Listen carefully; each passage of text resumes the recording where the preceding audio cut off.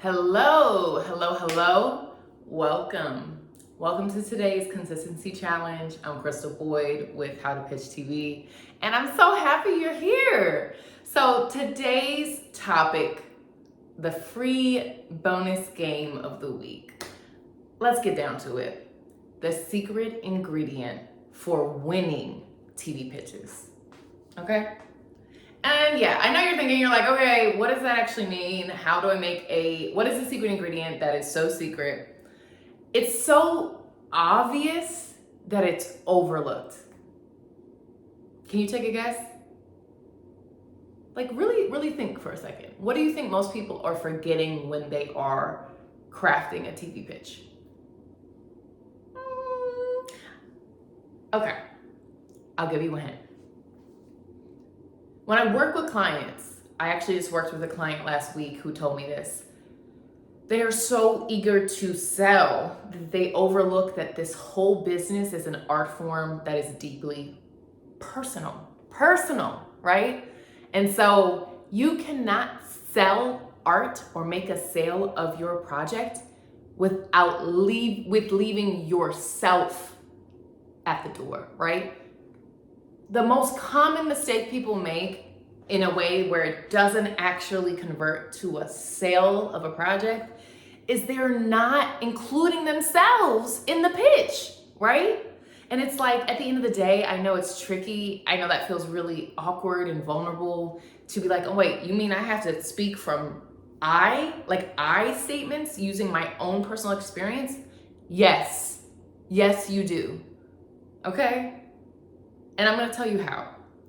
It doesn't mean that you have to explain, oh, this character is based off of my life story and it's with my cousin and then we went into this and this and that. You don't have to use the I and the personal, the juicy personal nuggets you have throughout your whole pitch, but you do need to use it as a personal way into the pitch.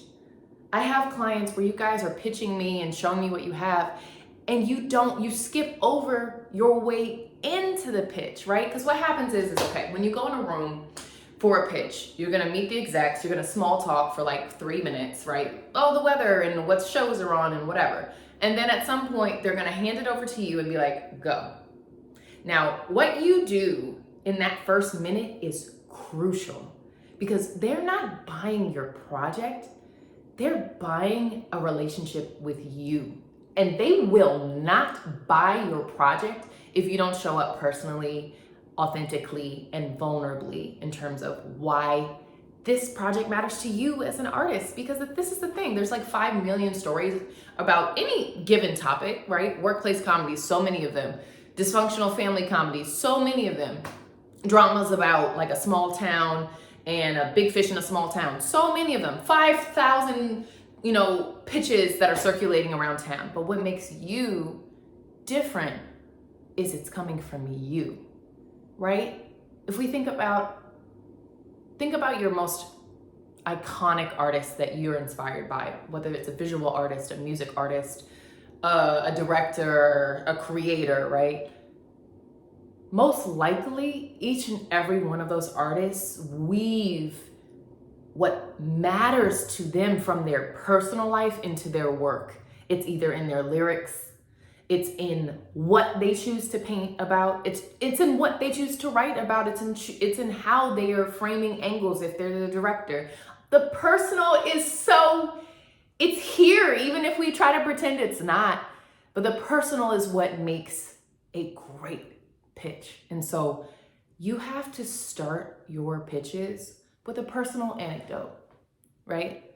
Like it can be a minute and a half, but it's an anecdote from the heart that's heart-centered, where you are literally saying, hey, this is something that happened to me, right? And it doesn't have to be traumatic. It could be hilarious, but it's just like, hey, I want you to get to know me a little bit more. Let me tell you a little bit about this thing that happened to me, or this thing that I really care about and I sit up daydreaming about, or this thing that I lost sleep over for 5 months.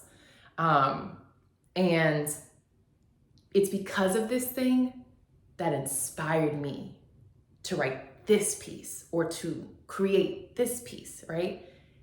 If you jump over that, you're removing yourself from your own project. And the scary thing about that is they can decide they like your idea, but they want it with a different writer because that writer has a personal touch.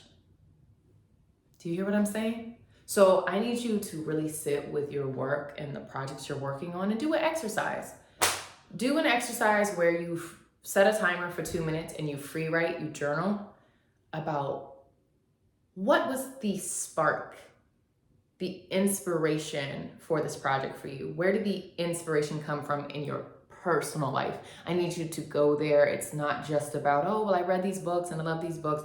No, something resonated in you, and what you're selling is resonance. It's emotional. It is not school education based, it's feeling based. So if I need your feeling to kick off the feeling of the rest of the show that you're selling.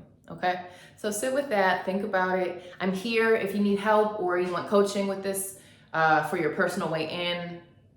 We can chat. Hit me up at howtopitchtv.com or at Instagram at howtopitch4tv. And yeah, have a beautiful Wednesday. Stay consistent. Thanks for showing up for the consistency challenge. And I will see you next week.